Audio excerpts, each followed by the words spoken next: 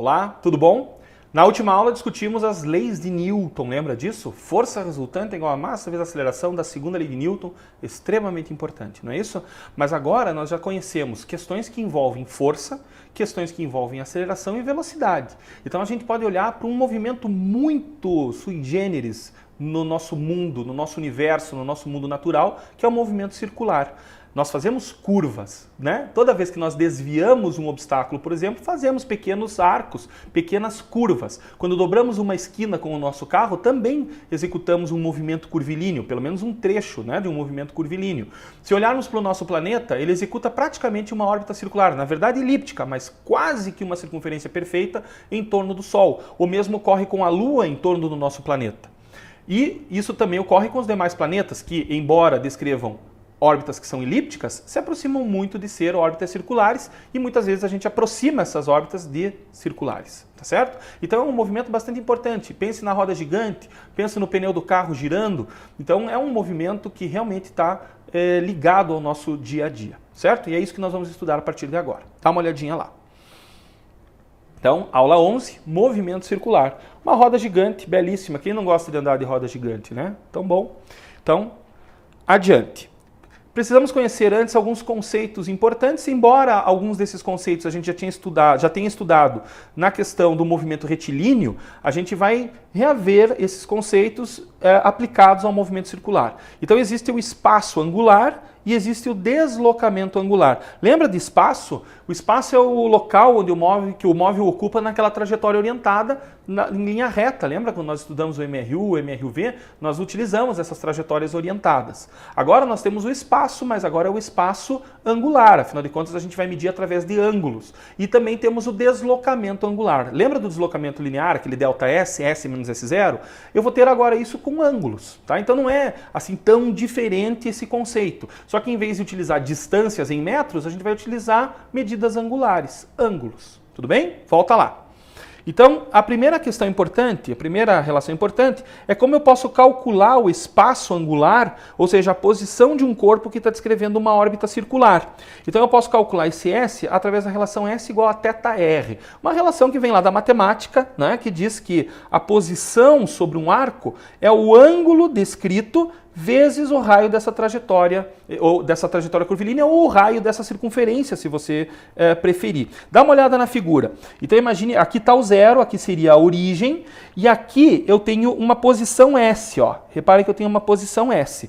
Então, e o ângulo dessa posição do zero até o S, repare aqui que eu tenho θ graus, ó. θ graus. Tá vendo a figura?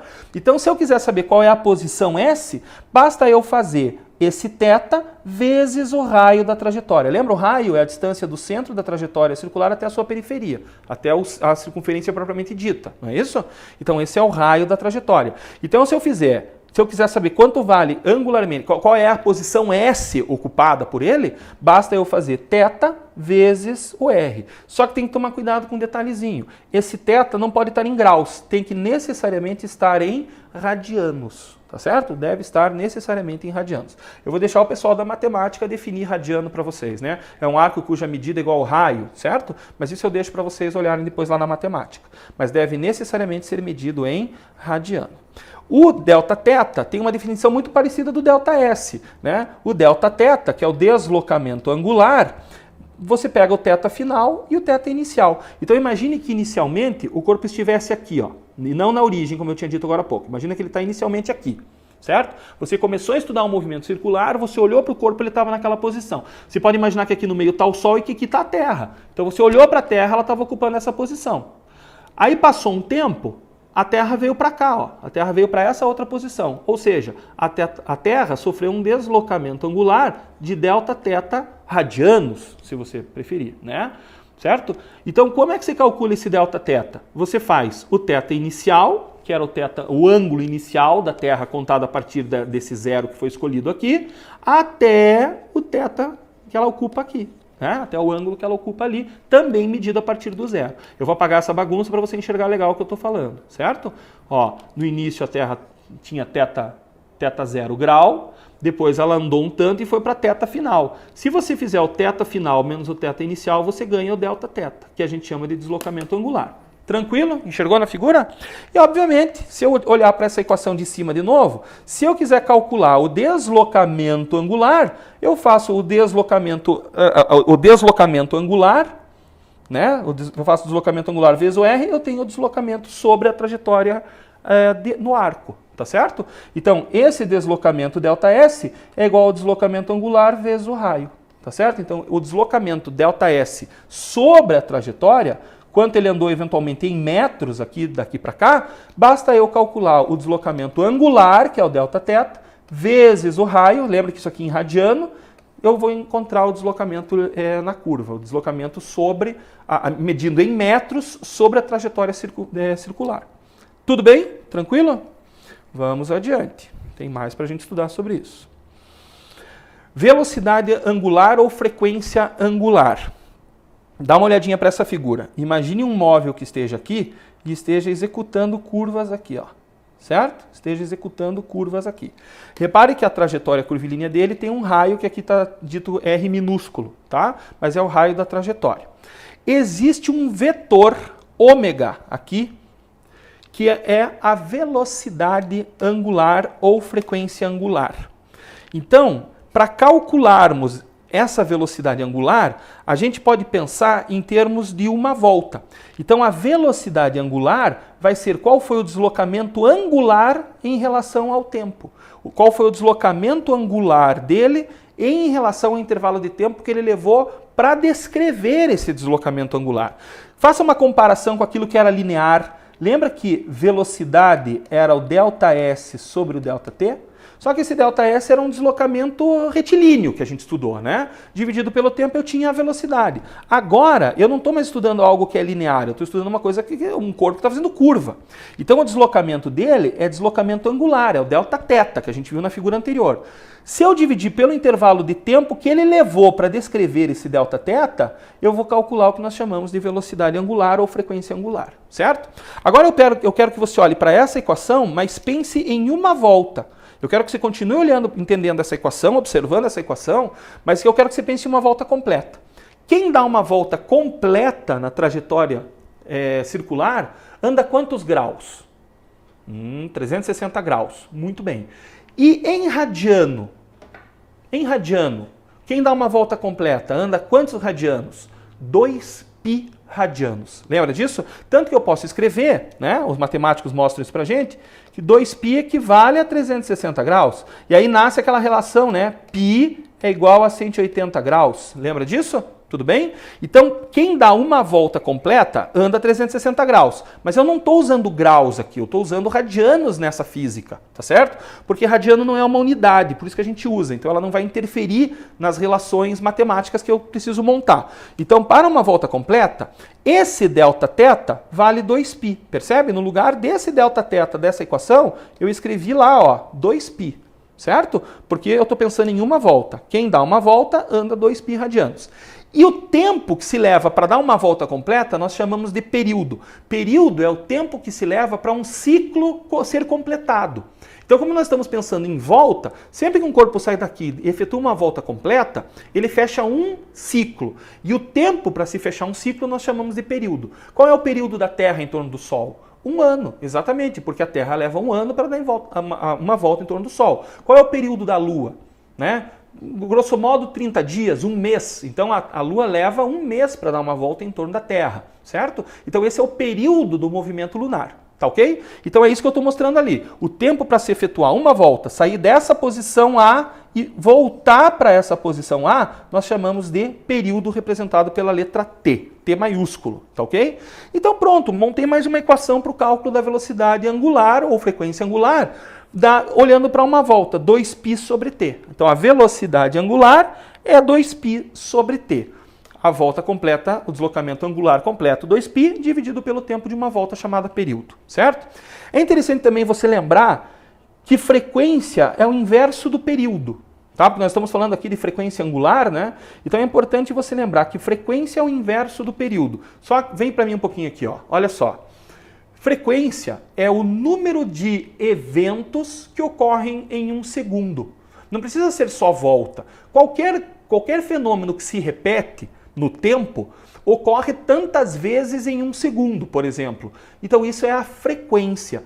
A frequência, a gente já vai ver, tem uma equação para isso, vai aparecer depois. Então a frequência é o número de coisas que acontecem, que são cíclicas, que acontecem ciclicamente, na unidade de tempo. Tá certo?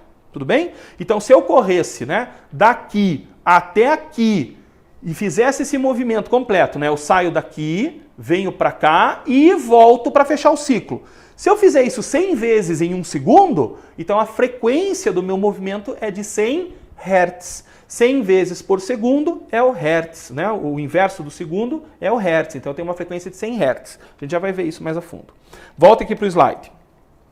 Então, se frequência é o inverso do período, eu posso colocar aqui 1 sobre f, não é isso? Repete o primeiro, multiplica pelo segundo invertido, eu ganho essa outra equação aqui, que me permite calcular a velocidade angular em função da frequência do movimento, tá certo? Esse F é só frequência, o W, ou o ômega, melhor dizendo, que pode ser chamado também de frequência angular, certo?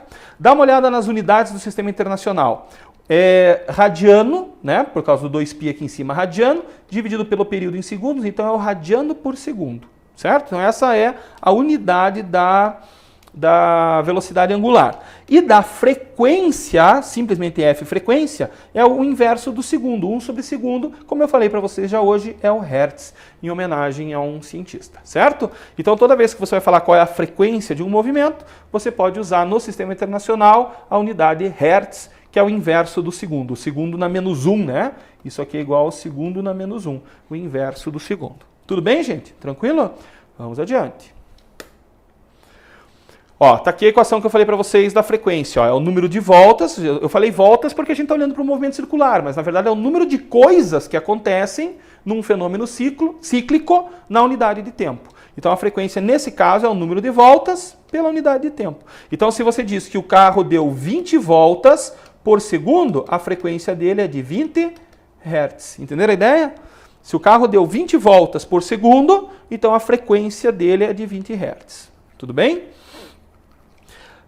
Outra equação bastante importante é a da velocidade tangencial ou velocidade linear. Velocidade tangencial, olha para o carro, ó, é essa velocidade aqui. Uma coisa que eu não falei no slide anterior, geralmente os professores de física acabam não falando e quase que eu não falo também.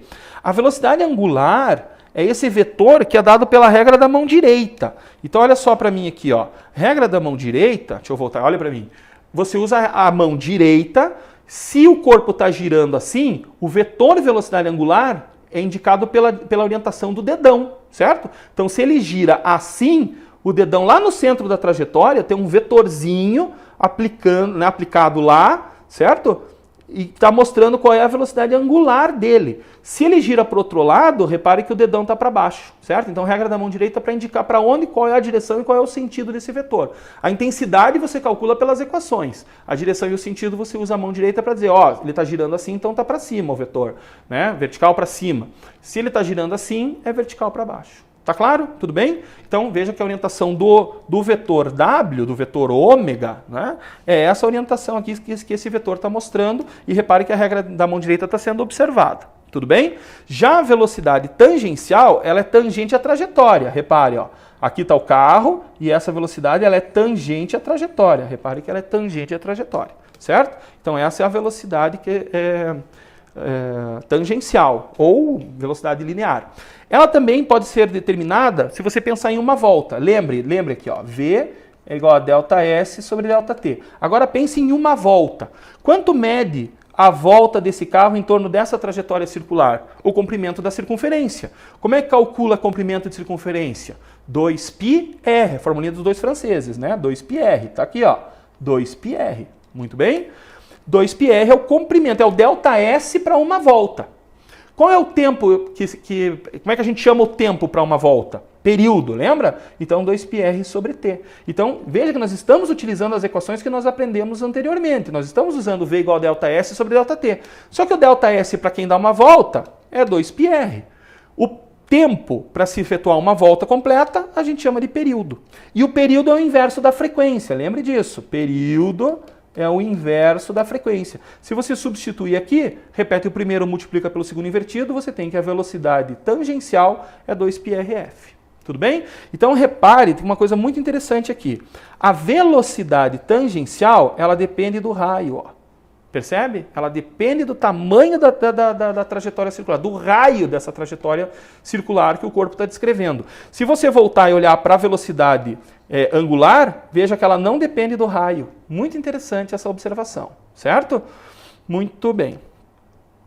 Se eu pegar a velocidade tangencial 2πrf e a velocidade angular 2πf e juntar matematicamente, repare que lá dentro, olha só, repare que lá dentro do V eu tenho o ômega. Olha lá, percebe? O 2πf da velocidade angular está lá dentro da equação da velocidade tangencial. Então eu posso substituir no lugar do 2πf, eu posso substituir a velocidade angular ômega, letra grega, né? Então eu tenho uma relação bem importante no movimento circular que diz que V é igual a ômega R, né? Então lembre, isso aqui é a velocidade tangencial,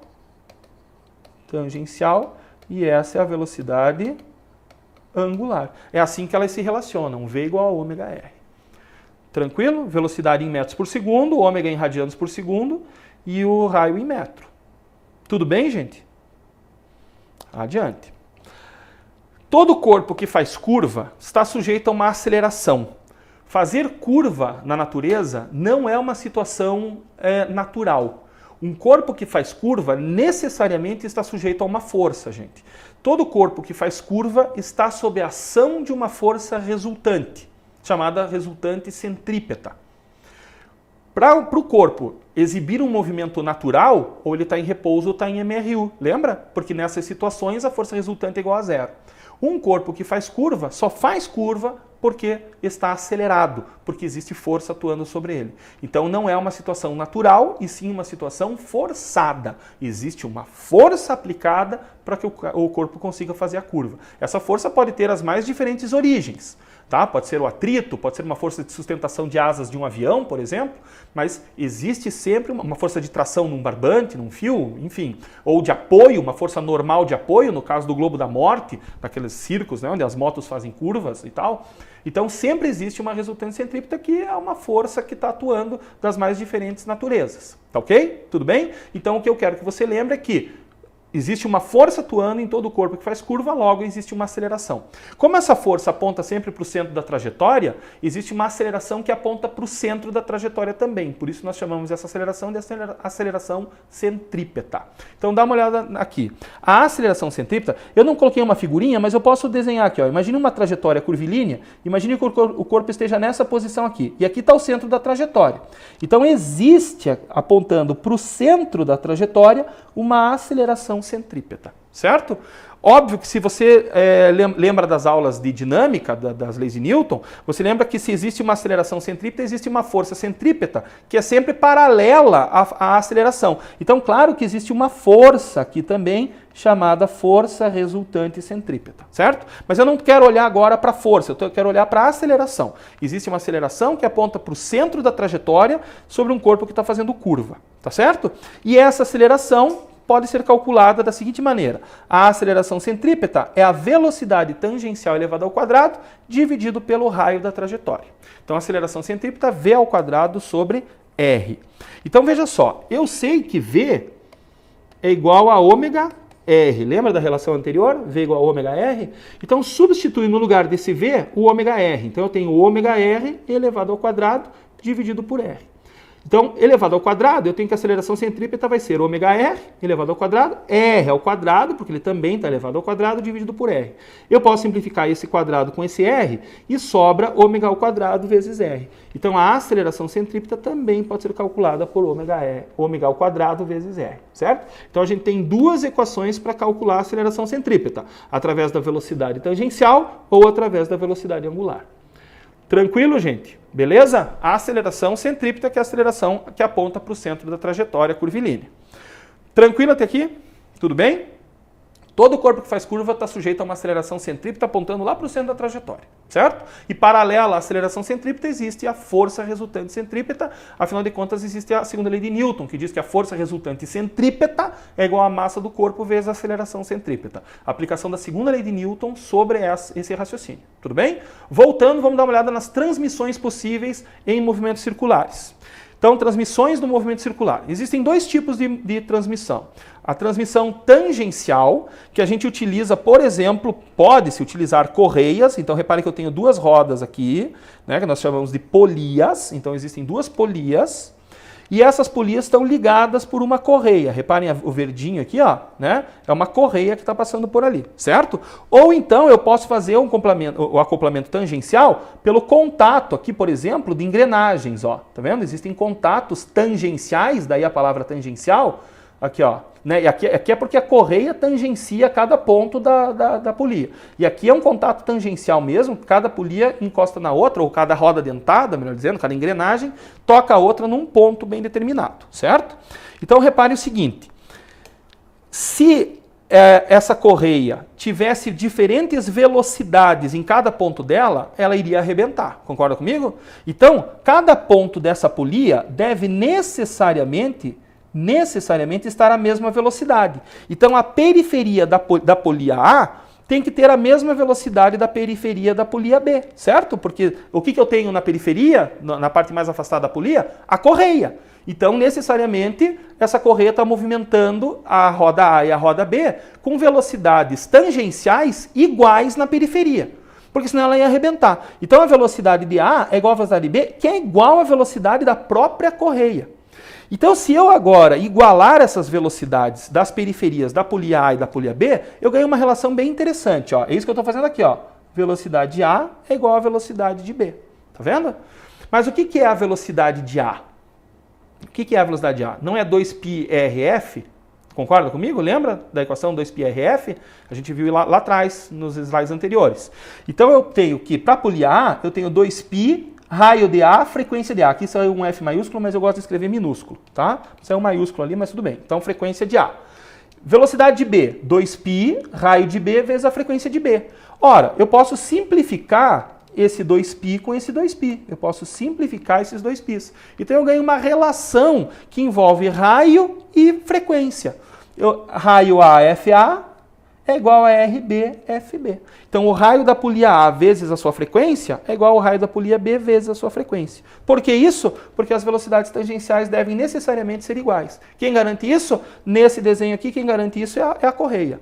Quem garante que a velocidade é igual aqui é o contato, tá certo? O contato tangencial garante que as velocidades nesses pontos de contato sejam iguais. Então, vale nos dois casos a relação que a gente montou ali em cima. RAFA é igual a RB/FB. Tudo bem? Tranquilo? E como é que ficaria a relação através da velocidade angular? Repare que 2πr, olha aqui, ó, deixa eu mostrar aqui de novo. Ó. Eu não fiz de novo. Olha, repare que 2πr, ou melhor, 2πr não, 2πf é a velocidade angular. Lembra disso? Ó, quer ver? Ó, deixa eu voltar aqui. Ó, velocidade angular, 2πf, tá vendo? 2πf é a velocidade angular. Então, volta aqui, ó. 2πf é a velocidade angular. Então, dessa relação, eu posso montar essa aqui, ó. Ômega A RA, porque daí sobra o RA lá, é igual a ômega B, que é o 2πfB, vezes RB. Então, eu tenho uma relação que vale para o acoplamento tangencial envolvendo as velocidades angulares, certo? Velocidade angular de A vezes o raio de A é igual a velocidade angular de B vezes o RB. Tá bom? E aqui o RAFA é igual a RBFB. Então, duas relações bastante importantes. O que é interessante observar, e talvez seja mais fácil de enxergar nesse desenho aqui do lado, ó, nesse desenho aqui, é enxergar o seguinte, que o raio de A é menor que o raio de B. Então, o raio de A é menor que o raio de B, certo? Logo, a frequência de A vai ser maior que a frequência de B. É isso que a gente percebe, é essa relação inversa que existe entre elas, né? Ó, a relação desse R e desse F é uma relação inversa. Então, quanto maior, ou para ficar igual à figura, quanto menor for o raio de A, maior vai ser a frequência com qual ele gira. Você pode enxergar isso da seguinte maneira, ó. Quando essa roda B der uma volta, essa A já deu mais de uma. Ela é pequenininha. Entenderam? Entenderam a ideia? Quando essa B grandona efetuar uma volta, a A vai ter efetuado mais do que uma volta. Ora, se a frequência é o número de voltas por segundo, se essa aqui efetuou uma volta em um segundo, essa aqui vai ter efetuado, sei lá, vamos imaginar 2 voltas por segundo. Então a frequência de A é maior que a frequência de B. Enxergou isso, gente? Então essa é uma conclusão, ó, isso aqui é uma conclusão importante que nasce dessa relação aqui, certo? Tranquilo? Adiante. Existe um outro tipo de transmissão, que é a transmissão axial. Veja que agora as polias estão ligadas por um eixo. Se elas estão ligadas por um eixo, para o eixo não torcer e quebrar, quando a A der uma volta, a B tem que dar uma volta também. Ora, se A dá uma volta e B também dá a volta no mesmo tempo, as frequências angulares são iguais. Então eu tenho que o ômega A é igual a ômega B, certo? Lembre que frequência angular, você pode pensar como 2π sobre t. As duas dão a mesma volta 2π no mesmo período, porque o eixo garante isso. Então logo elas têm a mesma velocidade angular. Então 2πFA é igual a 2πFB. Corta os 2π, eu tenho que a frequência de A é igual à frequência de B. Claro, se essa aqui tem 2 Hz, se ela dá 2 voltas em 1 segundo, a B também tem que dar 2 voltas em 1 segundo, porque senão o eixo torce e quebra, certo?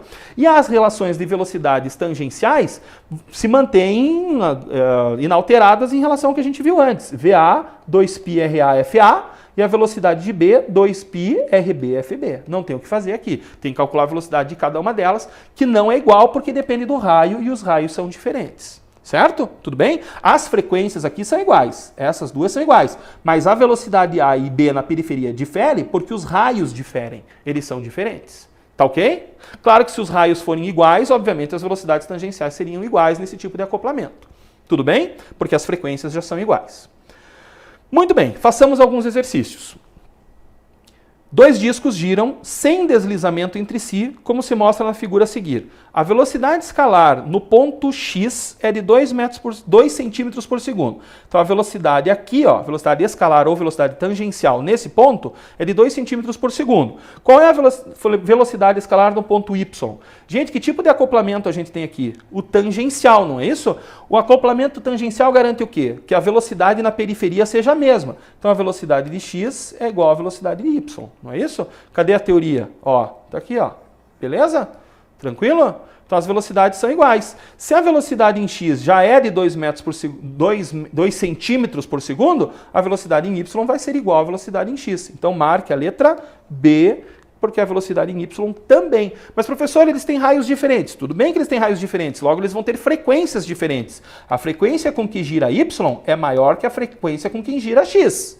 Mas as velocidades tangenciais na periferia são iguais, ó. As velocidades são iguais, por causa do acoplamento tangencial. Tudo bem? Mais um? A figura ilustra 2 polias de raios 0,1 metro e R2 igual a 0,3 metro, que giram em sentidos opostos. Sabe-se que não há escorregamento na região de contato entre as polias. A polia 1 gira com frequência de 600 Hz. Nessas circunstâncias, qual é a frequência F2? Deixa eu apagar aqui, né? Qual é a frequência F2 de rotação da polia 2? Né? Então a gente vai marcar o X. Veja que R1 e R2 são dados, né? 0,1 metro e 0,3. Ora, esse tipo de acoplamento nasce... Do que nasce? Que a velocidade tangencial de 1 é igual à velocidade tangencial de 2. Pronto, vamos equacionar a partir disso. Olha o próximo slide. Velocidade de 1 é igual à velocidade do 2, não é isso? Então R1F1 é igual a R2F2, tudo bem? Então vai lá, raio da 1, 0,1. Frequência com a qual 1 gira, 600 Hz, ela dá 600 voltas em 1 segundo. Raio de 2, 0,3 metros. Qual é a frequência? Isso que ele perguntou, qual é a frequência de 2? 60 vezes 0,1 é dividir por 10, então 60. É igual a 0,3 F2. Passa o 0,3 dividindo, né? Você pode fazer 3 décimos aqui se quiser, vai ficar 600 dividido por 3, vai dar 200 Hz. Então essa é a frequência 2 com a qual gira a polia B. Tá ok? Gente, volta na figura. Essa polia aqui, ó, a polia 1 está dando 600 voltas em 1 segundo, então a frequência dela é de 600 Hz. A 2 que a gente acabou de calcular, 200 Hz. Tá vendo? Lembra que a menorzinha tem que dar mais voltas do que a grandona? Então essa aqui dá 600 voltas em 1 segundo, essa aqui está dando 200 voltas por 1 segundo. A relação é 1 para 3, né? Enquanto a grande dá 1 volta, a pequenininha deu 3 voltas a mais. Concorda comigo? Não é isso? Porque 3 vezes 2 dá 6, né? Tudo bem? Tranquilo? Seria bem legal. Olha, eu coloquei aqui, ó, mais um exercício desse tipo, um acoplamento tangencial, e aqui está a solução para você dar uma olhada. É a mesma coisa, ó, RA-FA igual a RB-FB, certo? Isso aqui nasceu de VA igual a VB. Tudo bem? Deixo para você exercitar esse, tem a resposta, tem a solução, mas tente só ler o enunciado aqui primeiro e tentar resolver. Não conseguiu, você vai nesse slide para olhar como é que faz. Tudo bem? Seja bastante honesto em relação a isso, porque é legal errar, sabia? A gente aprende com os erros, tá bom? Não acho que você vai acertar tudo sempre, não. A gente aprende, muitas vezes a gente até aprende mais com os erros do que com os acertos. Claro que você tem que, a partir dos erros, chegar no acerto, não pode parar no meio do caminho. Mas de qualquer maneira, errar não é ruim, não desanime, tá certo? Então olha lá, deixei então esse exercíciozinho a mais para você fazer, beleza? Então, final dessa aula, até a aula que vem. Estude, leia, vale a pena, você sempre ganha, física vale a pena, ajuda em tudo que é vestibular. Um abraço, até mais.